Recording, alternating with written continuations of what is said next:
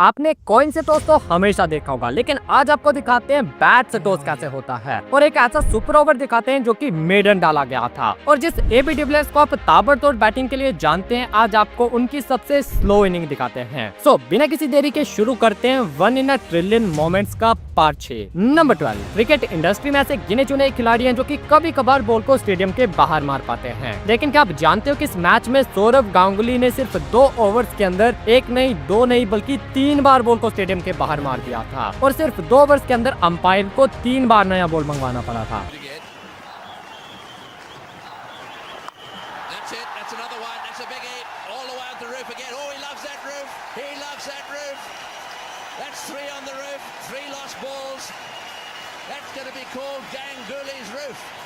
Number 11। आपने देखा होगा कि जब बैट्समैन 90s में पहुंच जाता है तो वो थोड़ा संभाल कर खेलने लगता है ताकि वो अपनी सेंचुरी पूरी कर सके, लेकिन भाई वीरेंद्र सहवाग एक ऐसा प्लेयर था जो कि हमेशा कोशिश करता था कि बाउंड्री मारकर इस माइलस्टोन को अचीव किया जाए। सहवाग ने अपने कैरियर में कई बार चौका या छक्का मारकर अपनी 50 या सेंचुरी पूरी की है, लेकिन इस बंदे ने इस मैच में तो हद ही कर दी थी। पाकिस्तान के अगेंस्ट इस टेस्ट मैच में सहवाग 183 पर बैटिंग कर रहे थे और इसके बाद सहवाग ने अपने 200 तक पहुँचने के लिए लगातार 4 चौके जड़ दिए और मुल्तान के टेस्ट में जब सहवाग ने 300 रन बनाए थे तब भी उन्होंने वो छक्के से पूरे किए थे।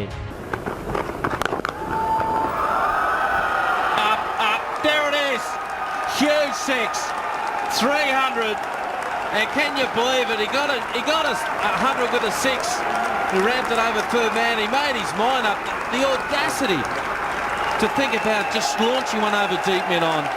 नंबर 10। क्रिकेट में वेस्ट इंडीज की टीम अपने अनोखे अंदाज की वजह से हमेशा चर्चा में रहती है। वेस्ट इंडियन खिलाड़ी फील्ड पर हमेशा कुछ न कुछ ऐसा करते रहते हैं जिसे देखकर सबको मजा भी आता है, लेकिन कभी कभी उनकी हरकतें सबको हैरान भी कर देती हैं। जैसे किसी मोमेंट को देख लो जब बीबीएल के एक मैच में एंड्रे रसल बैटिंग करने के लिए आते हैं एक अजीबोगरीब बैट लेकर। इस बैट पर पिंक कलर का स्टिकर लगा था एंड नीचे से ये बैट पूरी तरह से ब्लैक था, लेकिन इस मैच के बाद ही एंड्रे रसल के इस बैट को बैन कर दिया गया था क्योंकि इस बैट से डिस्ट्रैक्शन हो रही थी। नंबर 9। अक्सर जब भी मूवी या गाने में कोई डांस सीन आता है तो उसमें सभी लोगों को अपनी सिंक्रोनाइजेशन के लिए अपने स्टेप्स की टाइमिंग मैच करनी होती है, क्योंकि जब टाइमिंग मैच होती है तभी वो डांस स्टेप क्लीन नजर आता है। अब भाई मैं आपको एक ऐसी वीडियो क्लिप दिखाऊंगा जो कि फ्री स्टाइल सिंक्रोनाइज्ड है, यानी कि हम बिना प्रैक्टिस के ही टाइमिंग मैच हो गई थी। पाकिस्तान और वेस्ट इंडीज का मैच था जिसमें वेस्ट इंडीज के इस बैटर ने ये शॉट खेला और बॉल बाउंड्री की तरफ चला गया, लेकिन बॉल के पीछे पाकिस्तान के 2 खिलाड़ी भागे, एक थे शाहिद अफरीदी और दूसरे थे उमर गुल। और भाई पता नहीं कैसे इस बॉल को पकड़ने के लिए ये दोनों खिलाड़ी एक परफेक्ट टाइमिंग पर स्लाइड करते हैं और इनकी स्लाइड की जो सिंक्रोनाइजेशन थी वो इतनी गजब की थी कि भाई आप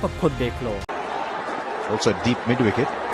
Right, he's moving a lot. He's hitting the gap. So who's to complain? That should be good for 2 here. Either Freedy, both go down. No, one of you's got to be up for the throw. It's like watching synchronized swimming. Number 8। अब ये वाला जो moment है ये rare तो है ही, लेकिन इसके साथ ही आपको फनी भी लगेगा और थोड़ा सा एम्बैरेसिंग भी। बात है करीबन 1990 की, जब एडिलेड में पाकिस्तान और श्रीलंका के बीच एक मैच चल रहा था। आजकल तो आप देखते होंगे कि बाउंड्री लाइन के लिए ये रोप लगाई गई होती है और इस रोप और फेंसिंग के बीच काफी गैप भी छोड़ा जाता है, लेकिन पहले के टाइम में पूरे ग्राउंड को प्ले में लिया जाता था और जो फेंसिंग होती है वही बाउंड्री लाइन भी हुआ करती थी, जो कि इस मैच में भी था। अब इस मैच में श्रीलंका के एक बैट्समैन ने ये स्वीप शॉट खेला और बॉल बाउंड्री की तरफ जा रहा था। बॉल के नीचे पाकिस्तान के सईद अनवर आ रहे थे और वो कैच पकड़ने के चक्कर में बाउंड्री लाइन को ही भूल गए। जैसे ही सईद अनवर ने कैच पकड़ने के लिए पीछे की तरफ जंप किया, वैसे ही वो बॉल के साथ इस बाउंड्री फेंसिंग के पीछे पलट गए और उनका जो ट्राउजर था वो फेंसिंग के ऊपर ही लटका रह गया।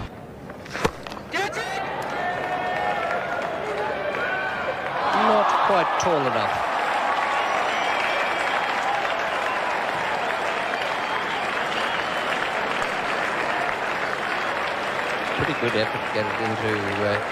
नंबर 7। अब इस वीडियो को आप ध्यान से देखना। ये मोमेंट है इंडिया वर्सेस इंग्लैंड के बीच हुए 2011 टेस्ट मैच का। इससे पहले की आखिरी बॉल थी, ओवेन मॉर्गन 18 पर बैटिंग कर रहे थे और इयान बेल का स्कोर था 137। ईशांत शर्मा की लास्ट बॉल पर मॉर्गन ने ये शॉट खेला और रन लेने के लिए भागने लगे। बॉल बाउंड्री की तरफ जा रहा था, लेकिन प्रवीण कुमार ने डाई मारकर बॉल को रोकने की कोशिश करी, बट प्रवीण कुमार को लगा कि शायद वो बॉल को रोक नहीं पाए और बॉल बाउंड्री से टच हो गया। तो प्रवीण कुमार ने आराम से बॉल को उठाया और keep as can sometimes happen when you have a bat flip, things don't go all the way to plan. Well, that wouldn't have happened back in the good old days because the edges weren't that thick. No.